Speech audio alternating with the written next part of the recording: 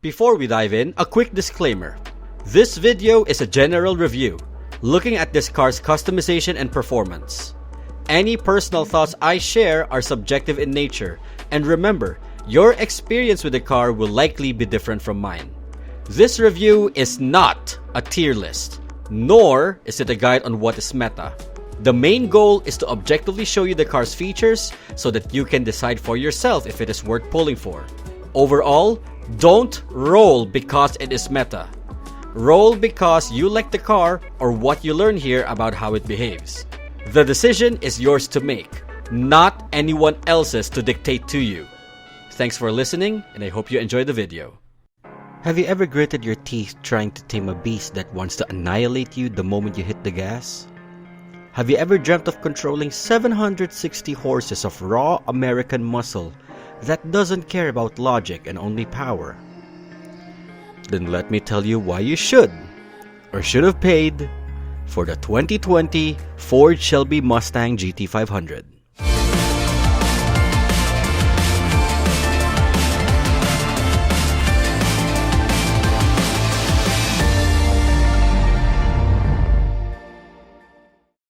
Welcome to Why You Should, where you watch the strongest pony car to date slide from the safety of the balcony of whatever building you're closest to.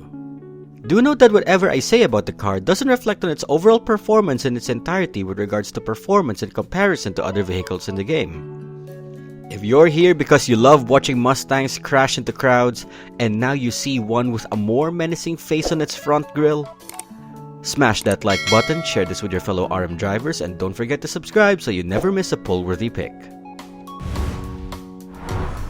The 2020 Shelby GT500 is Ford's modern muscle statement, an evolution of brute force precision. Pairing its Predator 5.2-liter supercharged V8 with a dual-clutch gearbox designed to keep the Fury in check. It's the heaviest and most powerful Mustang ever built, and it brings the same attitude to Racing Master. It's not a track scalpel. It's a sledgehammer that wins with intimidation, torque, and high-angle slides. Weighing in at a hefty 1838 kilograms, the Shelby GT500 sits proudly as a sports class legendary rarity under the Season 6 Master Pass banner starting at $4.99. True to its muscle car roots, it is a power-heavy brute that trades lightweight agility for raw, heavy, straight-line force, an unapologetically American monster tuned for domination through power rather than precision.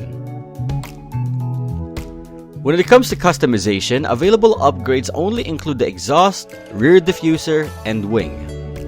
The hood, roof, windows, and headlights are paintable, while the side mirrors remain locked in glossy dark gray.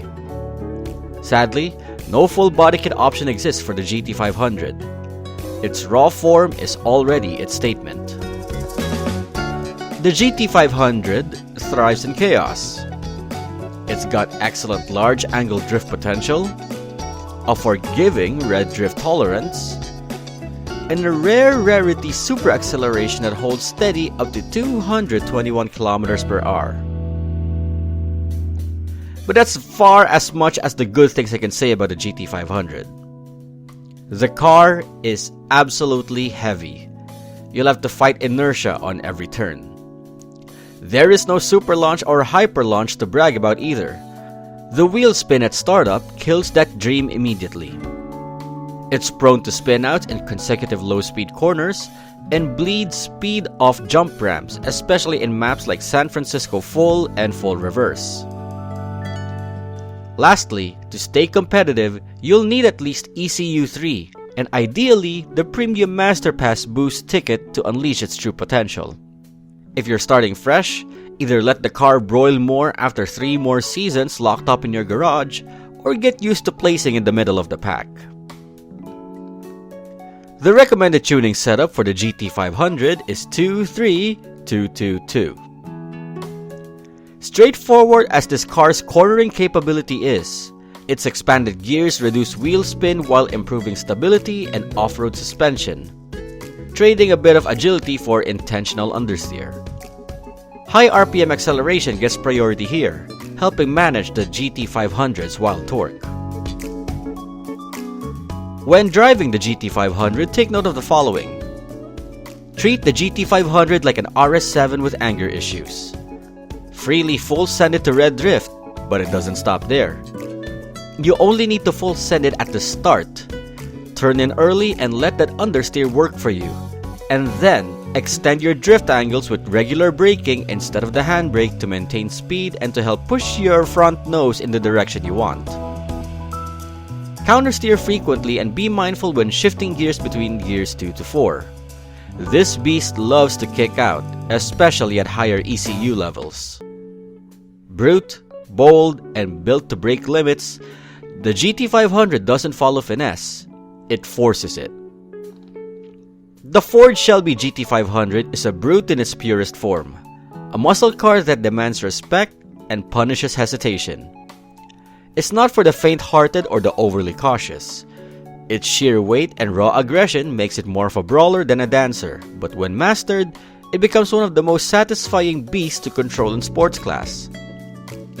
Those who can tame its massive power band and unpredictable tail will find themselves rewarded with a machine that feels alive. Untamed, unapologetic, and unforgettable. It is not the cleanest racer nor the easiest to manage, but it is the loudest statement on any grid.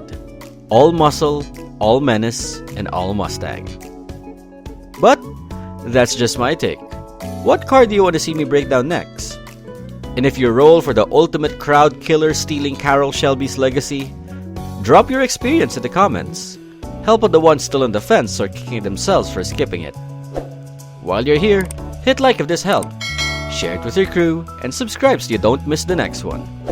This is Miyogi saying see you guys on the next roll.